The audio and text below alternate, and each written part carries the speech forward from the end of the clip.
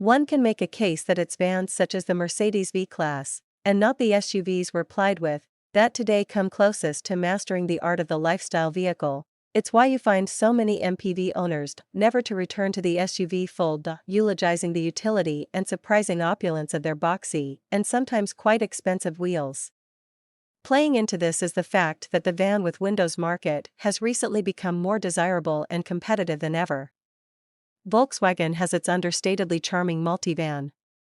Ford's Tourneo Custom has a panoramic roof, and the new Lexus LM, with its Mark Levinson sound system, is pitched as something to go up against the BMW 7 Series.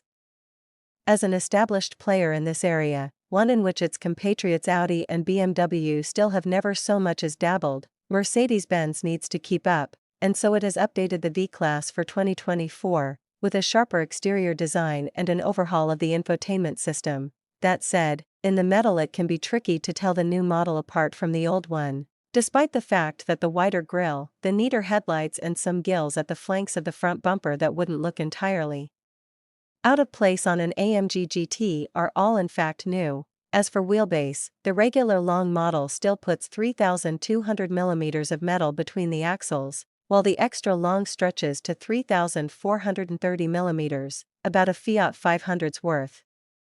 The latter can also be had with an 8-seat configuration, one more than standard.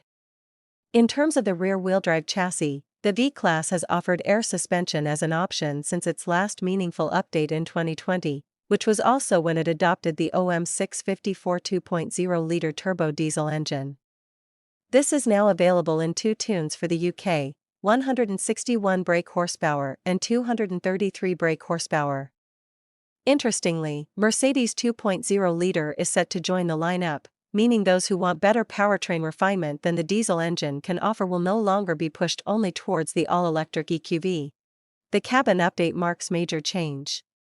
Were it not for the cliff-face geometry of the wide, wood effect, or, in higher trims, metal effect, dashboard and the expanse between the front seats, nicely sculpted and with useful armrests, you could almost be forgiven for thinking you had climbed aboard one of Mercedes' saloons. Gone are dramatically hooded instrument binnacles and the slightly awkward central touchscreen display on its plinth.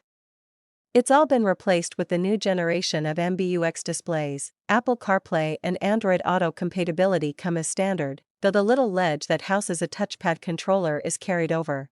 There's a good amount of physical switchgear, too, including those for electrically sliding side doors and the climate controls.